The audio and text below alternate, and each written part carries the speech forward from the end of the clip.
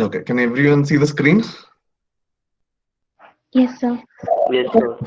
Yes, sir. Yeah, I think what we can also do is, one second, before I start off with the PPT, I think we can wait for the rest of the class to join. There is a small video that I can play so that it's very informative. One second. Hmm. Can I see the screen? Yes, sir. Okay.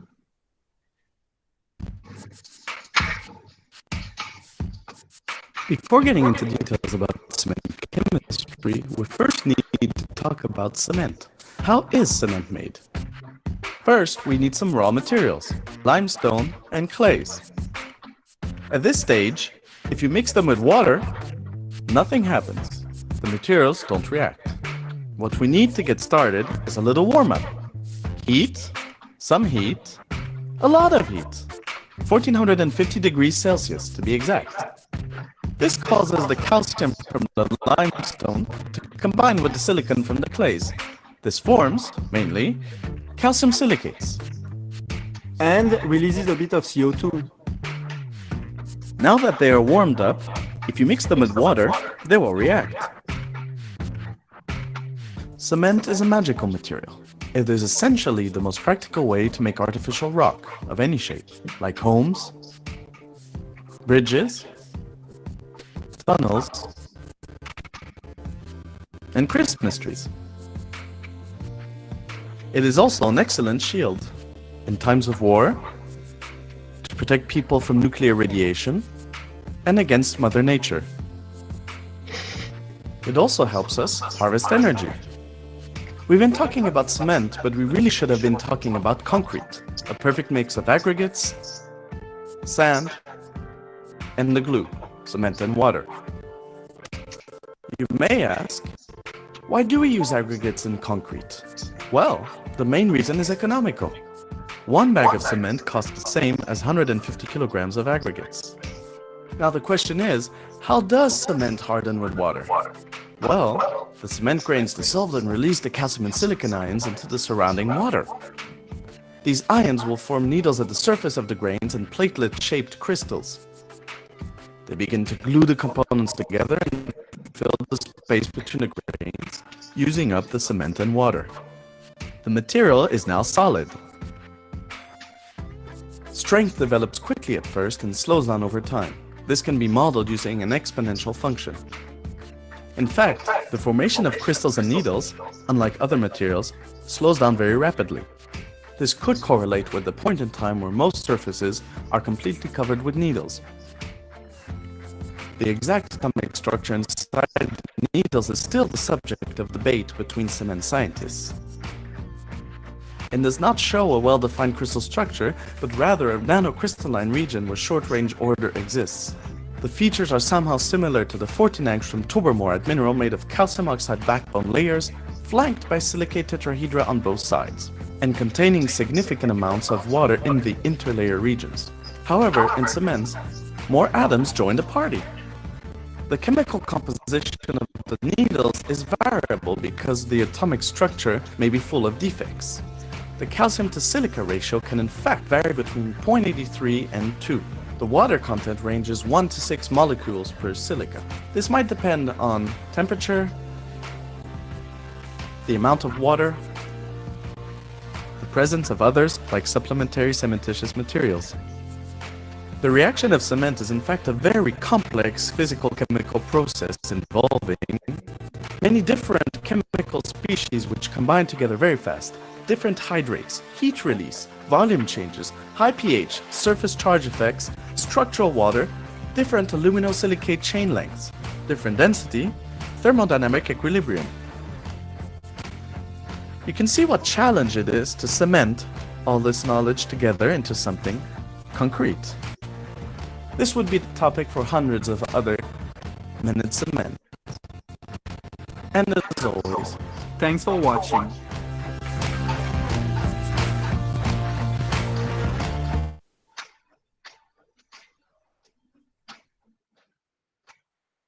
So that was basically a gist of everything that we'll be talking about today. Okay, but one clarification that I'd like to give is he kept drawing needle-like structures, and at a point he also, put up a disclaimer saying those needle-like structures are not ettringite. So we'll talk about what ettringite is in a little while. Just understand that he chose to depict CSH gel in a needle form. So don't get confused with the needles that was there in the video with the needle-like structures that we'll be seeing in the PPT today. Okay, so one second.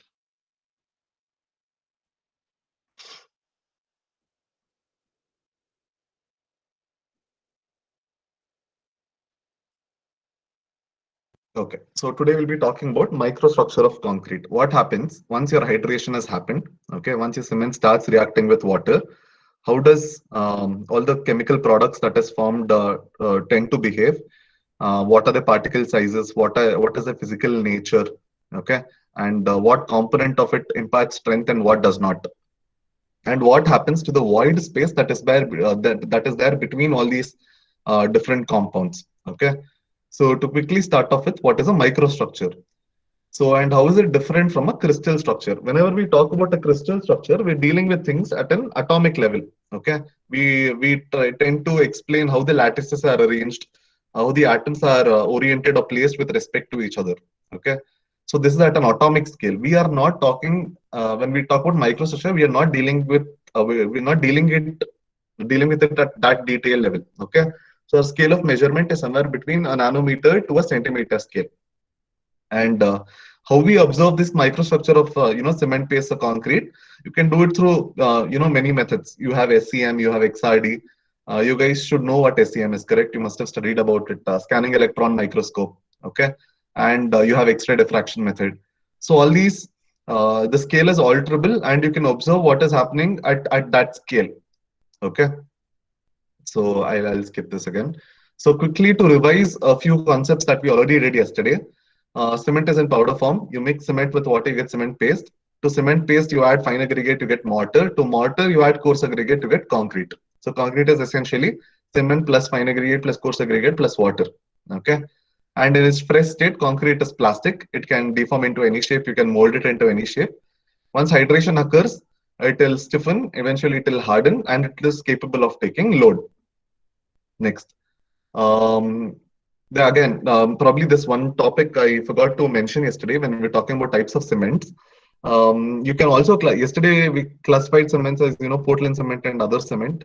You can also classify them as hydraulic cement and non-hydraulic cement. Okay, hydraulic cement is a cement in which the strength is attained due to hydration of the cement, meaning it reacts with water to form silicates, silicate gel, etc. Okay, and this compound that is formed is stable underwater. Okay, it does not, once it is hardened, you can pour water on it, you can do whatever you want, and it does not get affected. This is hydraulic cement.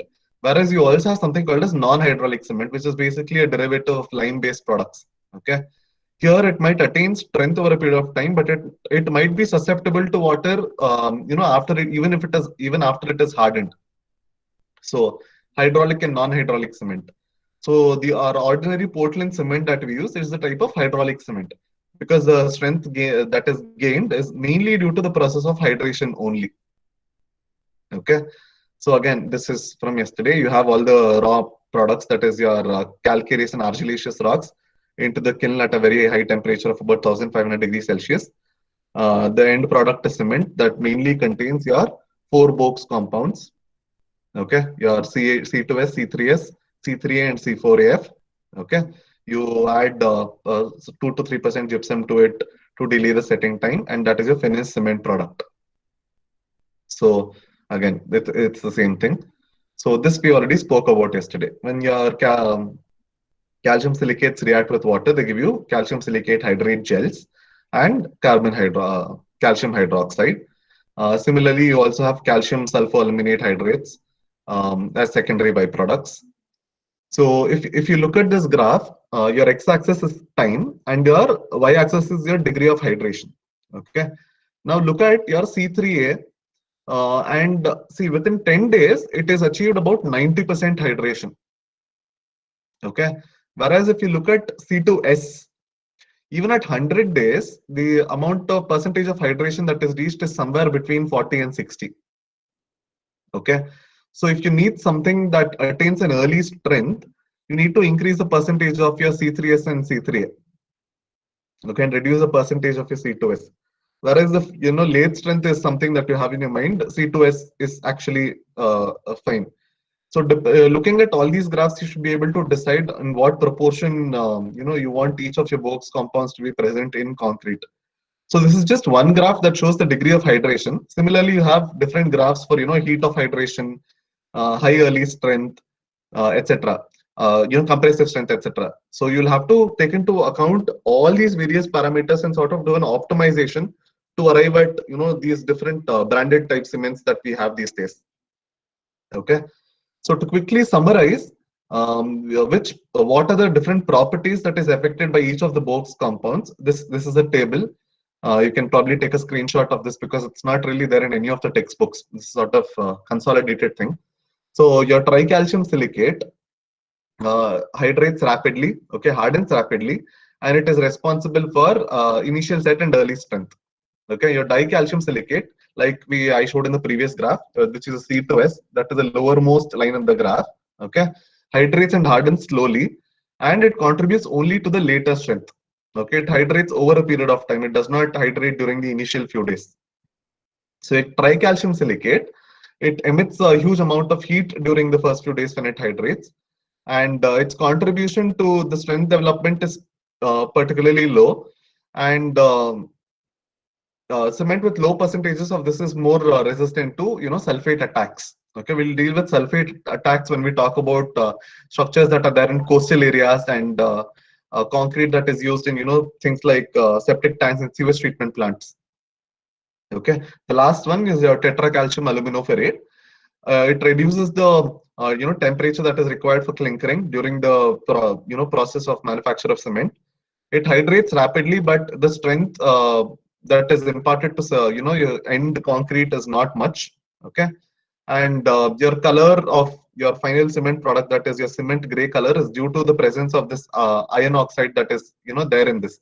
Okay, now if we look at this, the strength gain is mainly due to C3S and C2S. Okay, the strength contribution due to C3 and C4AF is negligible, considering this equation here. I told you yesterday that your calcium silicate hydrate gel or your tobermonite that is there is the main reason your concrete has a certain strength to it. So if you look at the other two Box compounds on the right hand side, you don't really have calcium silicate hydrate. Okay, so that is why if you want strength gain as your priority, there should be more of calcium silicates. Okay, but these two are also equally important in the meaning that heat of hydration always has to be under control. Okay, because if heat of hydration becomes too much, like I said yesterday, the water that is present in the matrix will evaporate, hydration will not happen properly, and eventually lead to cracks. Okay, so in fact, if you take any structure that is constructed over a period of time, you will definitely observe cracks. Okay, but these cracks that you see in structure are more due to the loading that is applied. Okay, probably due to improper design. But if you look at cracks that have developed within the first 3-4 days of casting of concrete, okay, those are something called as plastic shrinkage cracks. Meaning even before concrete is completely set and hardened, due to this emission of heat of hydration, water has escaped the matrix, and due to this cracks are formed. So you need to be very careful, when you are incorporating water into your matrix. We'll deal with that later today. But just remember, you should never pour more water or less water. There is an ideal amount of water that needs to be used. Okay, so this is done. This graph we also spoke about yesterday. This deals with the compressive strength. Here again, look at your silicates contribution to strength as compared to your aluminates and aluminoferrates. It's less. Okay. So this talks about the morphology. I'll explain this with the help of a scanning electron microscope image. For now, we can skip this. So primary product of hydration, calcium silicate hydrate gel. Okay. So the structure of your calcium silicate hydrates varies, from cement to cement, from area to area, depending on the raw material that is there. Okay, it can be, more or less crystalline structure to a highly amorphous structure. Okay, and since there is so much variation in terms of its structure due to because of the raw material, the way the cement was manufactured, no one has really even understood to this day what the exact structure of a calcium silicate hydrate gel is. Okay, whereas if we talk about calcium hydroxide, we know that it is hexagonal structure. It can be cuboidal, it can be elongated, it can be crystal form. Whereas no textbook or no author can pinpoint and tell this is the exact structure of calcium silicate hydrate. Okay, because it varies from area to area, from cement to cement. Next, as you can see, the majority of the volume of your end product of hydration is composed of this. That is 50 to 60% of your volume of hydration is composed of your CSH gel. It has a huge surface area, which sort of again correlates with why it is important for the rate of strength gain. Okay, and the strength that is attained in the concrete as an end product is mainly due to your covalent and ionic bonds that are formed between each of these particles, and due to high van der Waals forces. Okay, so CSH gel, very important for strength gain. Okay, 50 to 60% of total volume of hydration, huge surface area. Okay, and the strength gain happens due to covalent and ionic bonds and strong van der Waals forces. Key points to remember. Next, the second main important product of hydration, calcium hydroxide. Okay, they're normally hexagonal in shape. If you can look at the image on the right hand side, they sort of look like platelets that are hexagonal in shape. Very rarely they can also be needle-like structures that you can see here. Okay, not exactly needle. They're like crystal. If you've heard of stalagmite and stalagmite, they sort of look like those minerals, but at a smaller scale. Okay, and this occupies a much lesser percentage, around 20 to 25% of your final volume, and this does not contribute to your strength gain in any which way. Okay, and because of its alkaline nature, because it's an hydroxide of because it's an hydroxide, it sort of helps maintain an alkaline environment there, which again in a way helps prevent corrosion of steel, because we don't use concrete by itself. It is always concrete plus steel in the form of RCC. Okay, so again, key points to remember is what? Large hexagonal structure, 20 to 25% of your final volume of hydration. Strength contribution is negligible and provides an alkaline environment within concrete. Next, your calcium aluminates, or because there is also sulfur in the picture, we can call it calcium sulfoaluminate hydrates. Okay, so these are needle-like structures that is called ettringite. So ettringite sort of is distributed evenly all across the matrix, but they're mostly concentrated in regions around the aggregates. I'll show you how. Okay, so again, these things are merely there. Their how do I say this? Their contribution to the long-term strength of concrete is negligible. Okay, so and even if they do offer strength, they how do I say this? I'll show with the help of an example. 1 second. So this is how it looks, the ettringite at a nanoscale. Okay, so again, different images of your calcium hydroxide, calcium silicate hydrate, and calcium sulfoaluminate hydrates. These are all from different textbooks. Okay, if you need to understand in more detail, microstructure of concrete, there is a textbook called Properties and Microstructure of Concrete by Kumar Mehta. Okay, and Paul J. Montario. It is a very good textbook. You guys should buy it. It is very expensive. Maybe if you guys get a soft copy, you can download it and refer to it, especially for this part of this unit. Okay, and I'm sure most of you all, when you reach a final year, you'll do projects on concrete and concrete-based products. So microstructure is something that is very important. So keep this textbook in mind, Kumar Mehta. Okay, so if you look at this image, we've defined a new term called W by C here. Okay, so W by C stands for water to cement ratio, and this ratio is always in terms of weight. So it is the weight of cement, it's the weight of water to the weight of cement in your concrete mix design. So in the first case, if you look at the water cement ratio, it is 0.65, meaning if I've used 300 kgs of cement to manufacture, say, 1 meter cube of concrete, I'm using 65% by weight of that cement as water. Okay. Now, if you look at the hardened state, there is a lot of black that you can see. Okay, or this entire black that is there depicts the pores that is present. So what is happening is you added more water than that is required. So what has happened? All these cement particles that is there, it is hydrated eventually, but there's a lot of water that is not used up for hydration. And what happens to this water eventually? They evaporate and go. And what happens to the place that was occupied by this water? It remains as pores.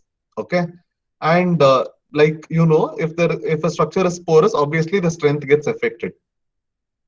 Okay, so you should never add more water than required. Now look at the image next to it. Here the water cement ratio is 0.45, meaning I've used 45% by weight of cement as water. Now here again, there is blacks that is present. There is pores that is present. Okay, that is created due to the evaporated water eventually. But the percentage of pores is less as compared to whatever was there due to 0.65. Okay. Now look at the last image. Here the water cement ratio uses 0.25. Here again we have pores, but the pores are not interconnected. They are, see here, that you can clearly trace a path between all of these interconnected pores. Okay, that leads to low strength. So pores is something that we cannot completely eliminate. In fact, when we were talking about composition of concrete in the very first class, I told you air is always in it, inevitably there. No matter how much you compact, no matter how much you pound concrete when you're placing it, there will always be air, say about 1 to 2% by volume.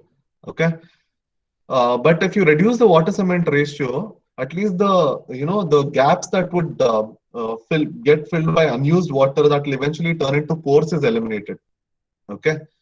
So by looking at these figures, we can define a statement, or we can make a statement saying the strength of concrete is inversely proportional to the water cement ratio. Agreed? Okay. So by looking at these figures, there is nothing related to strength here, but we can look at the pores or the cavities that is present between the matrix and tell more is the number of pores, or more is the volume of pores, lesser will be the strength. Lesser is the pores, more is the strength. So to simply correlate, lesser the water cement ratio, more is the strength. Okay. So this theory was proposed by this guy called Abram, A-B-R-A-M apostrophe S, Abram's law. He stated the exact same thing. The strength gained by concrete is inversely proportional to water cement ratio, or conversely directly proportional to cement to water ratio. Okay, keep this in mind. We'll solve problems on this also, but again, just remember, lesser the water cement ratio, lesser the water you're adding, more is going to be the grade of concrete. Okay, so this is an image of everything together inside a cement matrix. You can see CSH gel in the form of amorphous, cloudy entities. Your ettringite as needle forms, and your calcium hydroxide as hexagonal plate-like structures. Okay, this is another image where aggregates have also come into picture. So you can see that your sand particle, your fine aggregate particle, is more or less completely opaque within when you look at it through a scanning electron microscope. Okay, and you have your pores that are present because of your evaporated water. Okay, your cement grain, your hydration products, your CSH gel, and if you notice, around the cement particle you have your CSH gel that is formed. So that is how cement hydrates. This is again the same graph. Now I told you yesterday that there are these things called pozzolanic materials that we can add, your GGBS, fly ash, and all that. We'll talk about more of this in third unit when we talk about admixtures and cost cutting measures and secondary cementitious products. For now, remember, I told you calcium hydroxide by itself is useless. It does not really impart any strength to your concrete. But in the presence of these pozzolanic materials, what happens is the silica that is present in these pozzolanic materials, okay, reacts with the calcium hydroxide and forms secondary CSH gel. So this CSH gel that is formed is not due to your calcium silicates, that is your C2S, C3S that is present in the cement. It is formed due to the silica that you get from your pozzolanic materials that reacts with the calcium hydroxide. Okay, so this is the twofold advantageous process. How is it twofold? One, you are utilizing the calcium hydroxide that would have otherwise been useless, and it does not really impart strength in any way. At the same time, since you have secondary CSH gel that is being formed, your strength is increasing. Okay. Now, you can also think of it as a third fold advantage. All of these materials that is mentioned here, your silica fume, your there's a spelling error here. This is slag. Okay, SLAG, ground granulated blast furnace slag, fly ash from your coal industry, metakaolin, which is a type of clay, are all waste products. Okay, are all products that is obtained at the production of either heat in the thermal power plant or iron in an iron ore plant, and none of them specifically have any purpose by themselves. All you do is collect them and go dump them somewhere. Okay, and these become airborne, cause air pollution. And so one, we are sort of incorporating these waste products into concrete. Okay, two, we're increasing the strength. Now, say if I need M20 grade concrete, if I have to design it, if I have to make a mix design using only cement, let's say I need about 350 kgs of cement. Okay. Whereas if I'm replacing a certain percentage of cement with your fly ash or GGBS, I might require only 280 kgs of cement, and the rest of it is taken care of by the use of this, fly ash plus the calcium hydroxide that is already present. So you're also reducing the amount of cement that is required. So cost cutting there again. Okay. So these days, most of the companies or most of the RMCs that supply concrete to you, they don't specifically use OPC. They use something called as PPC, okay, which is pozzolanic Portland cement.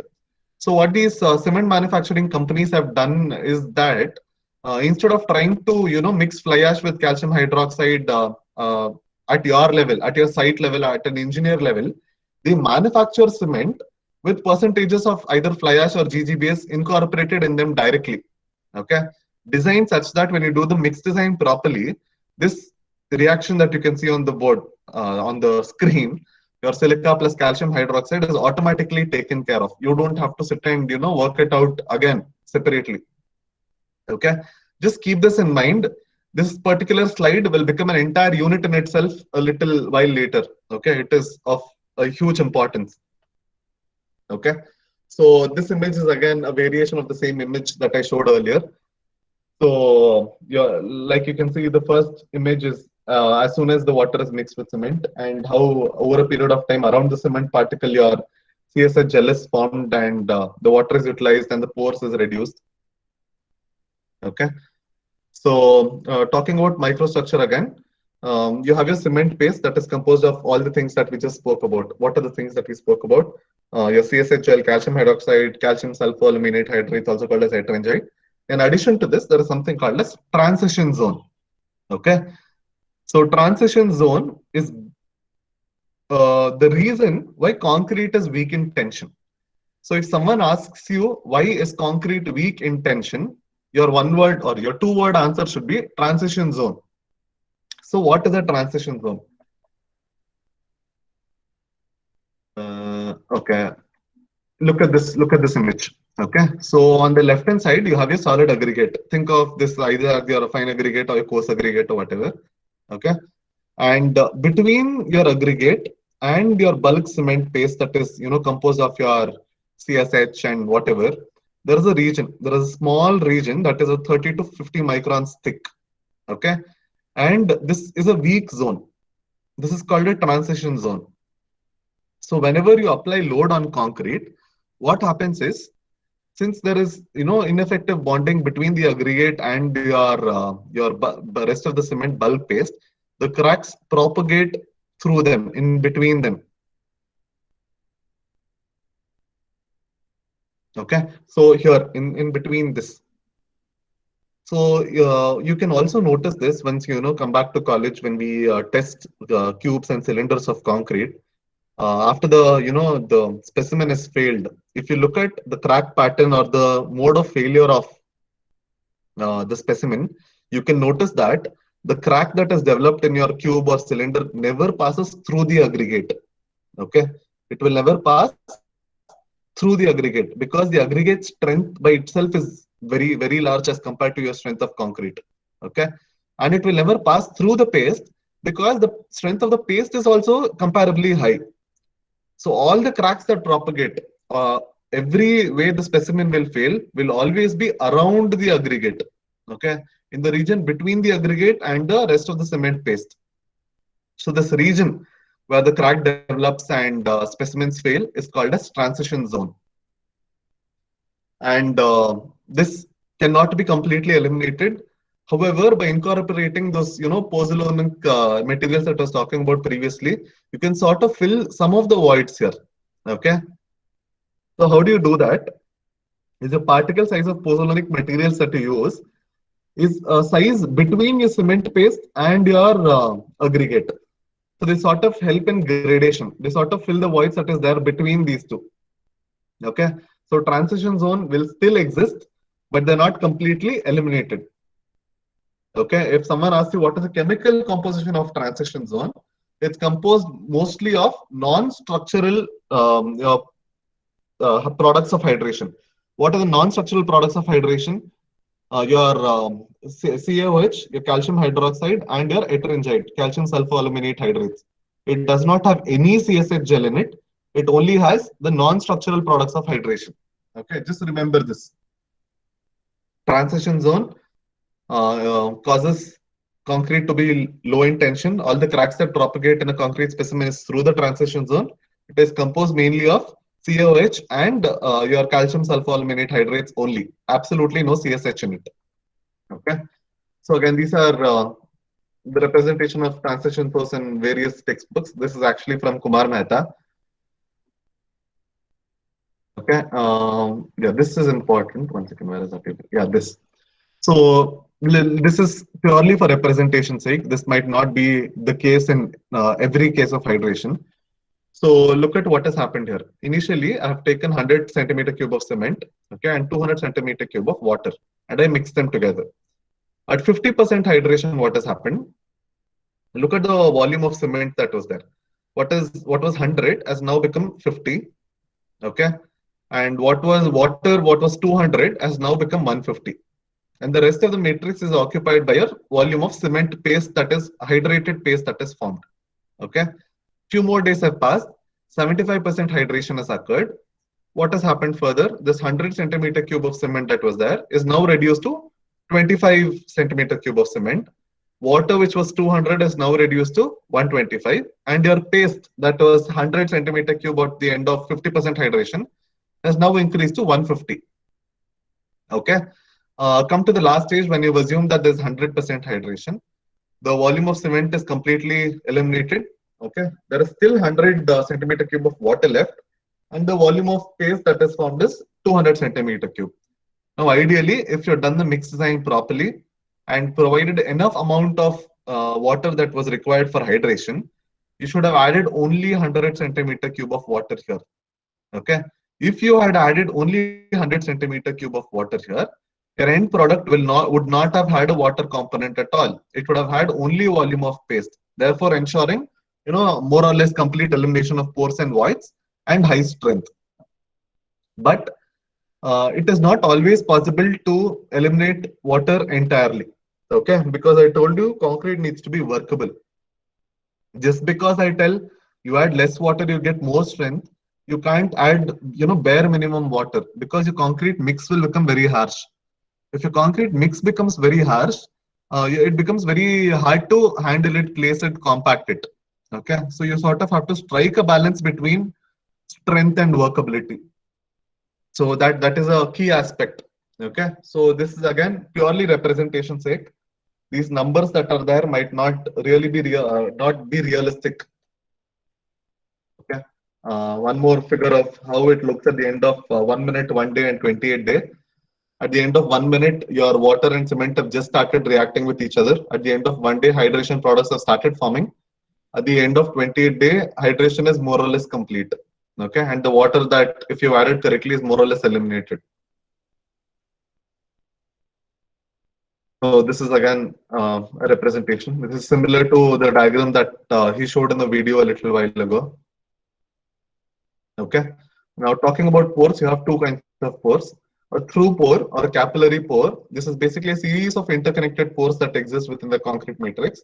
There's something called as a blind pore. Okay, blind pore is basically something that has one surface exposed. You can sort of fill this. This is not an issue. And there's something called as a closed pore. A closed pore is a pore that is present within the matrix, and you can't really see it, at least not without the help of, say, ultrasound scanning techniques.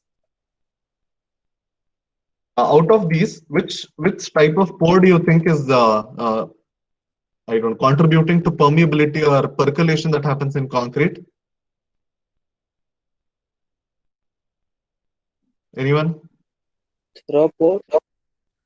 Yeah, your through pore, because it's a thin thing. You know how capillary action works, right? I think you must have done your capillary tube experiment in your 12th standard physics or something. When there is a capillary tube of very thin diameter, what happens is even if no suction force is applied, the water tends to rise through these capillary pores due to capillary action. Okay, so I think I might have an image. 1 second. I'll come back to all this. So look at this. Here, what has happened? I've placed a concrete cube on a bed of water. Okay. So the water that is going from one end to another end is not happening due to suction at the other end at all. It is simply rising through capillary action. Okay. So this is a problem more or less everywhere. And again, like I said, since concrete is a very complicated material, even if you do an excellent work at doing the mix design, you cannot eliminate the pores entirely. Okay, so if you just keep this in mind. And we stop, we finish this. Yeah, so this is the transition zone. Also, because of this presence of transition zone is why concrete shows non-linear behavior. Okay, so when I say non-linear behavior, I have to define a term called a material property, which refers to linearity or material non-linearity. So what does a linear or a non-linear material mean? So I take a specimen made of whatever material I want. I place it under something called as a CTM, or a compression testing machine, or a UTM, which is a universal testing machine. Okay, and I apply load. Once I apply load, what happens is load causes stress to develop. Okay, what is stress? Basically, it is your load per unit area. Okay, and when you apply load on an object, because of the stress developed, you also have strain. What is strain? Change in dimension to the original dimension. So if I plot a graph of stress versus strain, or you can also do something called as load versus deflection, the graph will look more or less similar, but let us stick to stress versus strain. Have you guys done this in your physics for steel or something? Yield strength test for mild steel specimen or something like that. Have you guys heard of it? So we will be doing this semester. Correct. You'll do it in strength of materials, but I thought you guys must have done that earlier also. Anyways, so this strength that this load that you applied can either be compressive or tensile in nature. Okay. So when we talk about steel, we tend to apply tensile load on it. We pull it apart. Whereas when we talk about concrete and anything that has to do with cement, we only apply compressive loads. Why? I already told you concrete is very weak in tension.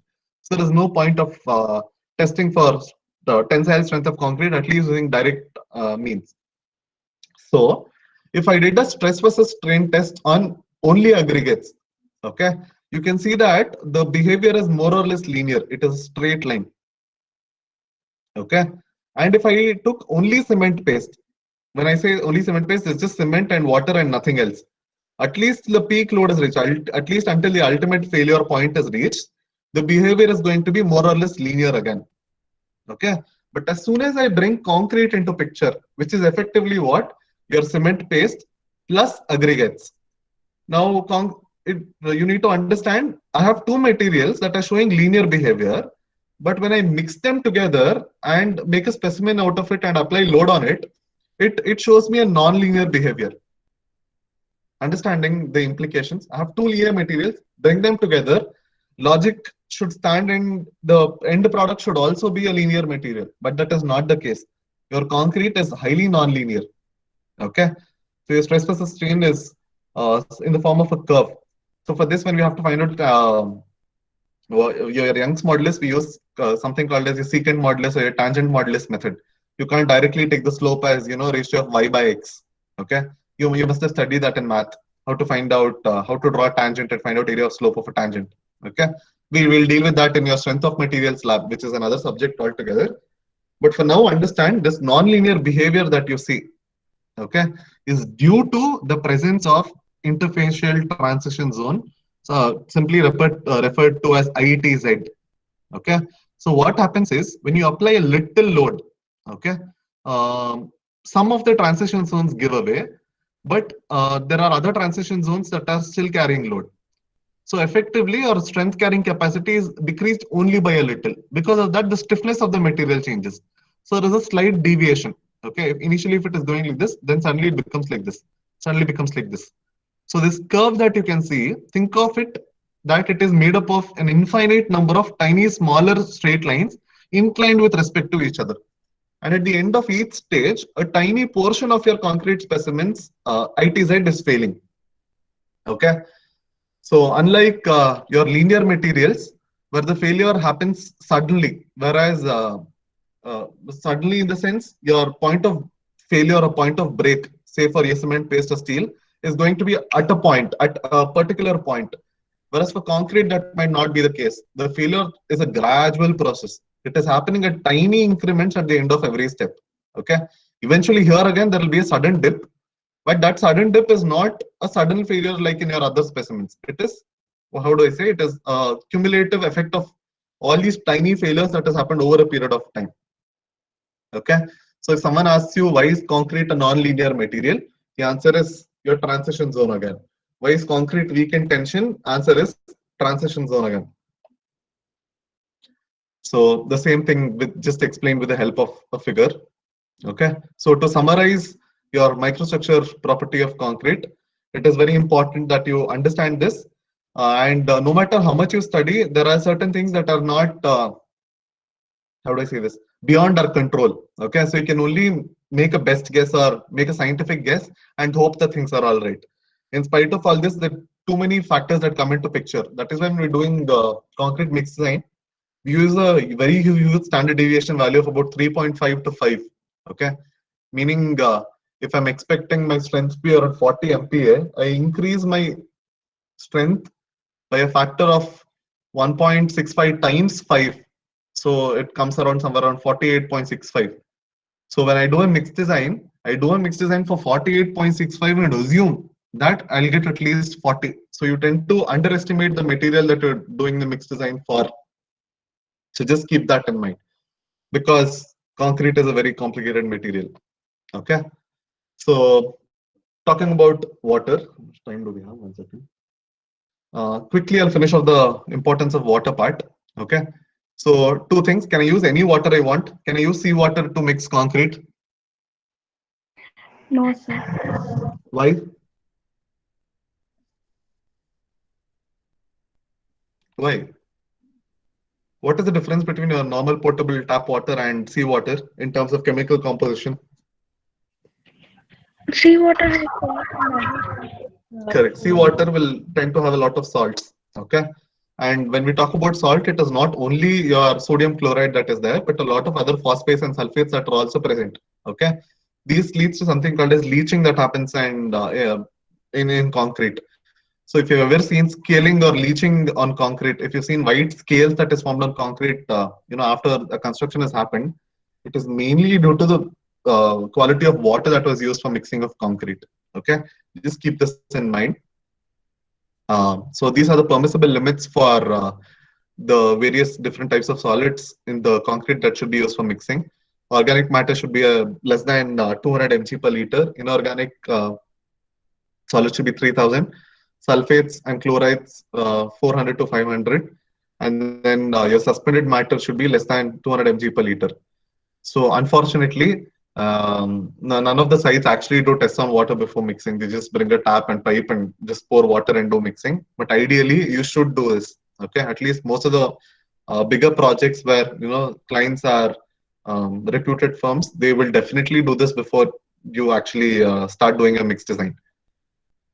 Okay, so what happens if you don't use proper water? So something called as spalling happens, or spalling. If you look at this, what has happened? Okay, it is come off. Concrete is broken up, and your steel rods that you've embedded within concrete has started to show. Okay, so how this happens is your salts or polysulfates and phosphates that is present in the concrete will start reacting with the steel rebars that is present. The steel rebars will eventually corrode. The bonding between the steel rebars and the concrete is lost, eventually leading to huge cracks in concrete and part of your concrete to break and fall.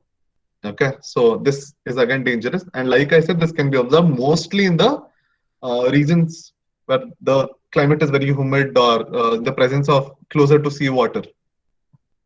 Okay, so this again, like I said, water cement ratio lesser, balanced properly, the strength of concrete is going to be more. You add more water, it is the strength is going to reduce. Okay, so this graph, if you can see, is basically that statement that we made, that the strength of concrete is inversely proportional to water cement ratio. It can be described here. Okay, your water cement ratio is increasing along the x-axis, and a compressive strength is like this. So higher the strength, lower should be the water cement ratio. Okay, now you can see two sublines that have gone as an offshoot here. Okay, so they're shown in dotted lines. One is labeled as vibration and the other is labeled as hand compaction.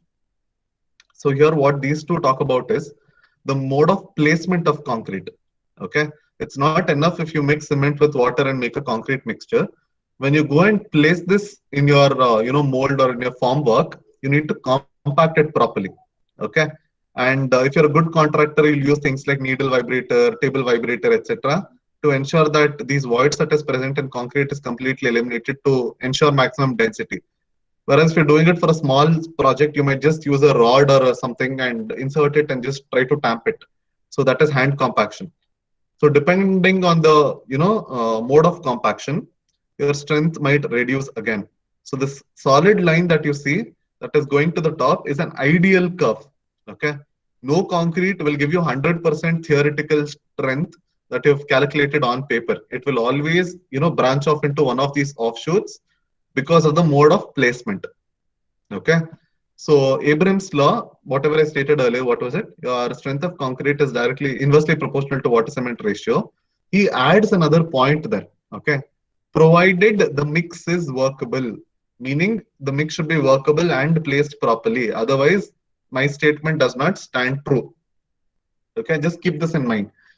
So if someone asks you to describe the effect of water cement ratio on strength of concrete, you should be able to draw this graph until it is inversely proportional. Again, add a star there and say conditions apply. What are the conditions? Provided compaction is done properly. If you do everything right, but compaction is not done properly, it is of no use. Okay, so this is a test called slump test, which we'll talk about in the future. So if you have low water cement ratio, look at how the slump is, and if you have a higher water cement ratio, look at how slump is. Okay, so again, this might be a little misleading because these days we have developed technologies where you can get the slump on the right with very low water cement ratios as well, with the use of something called as plasticizers, which is a type of admixture. So now just remember, more water, more workable, less water, less workable. Okay, we'll deal with this in detail later.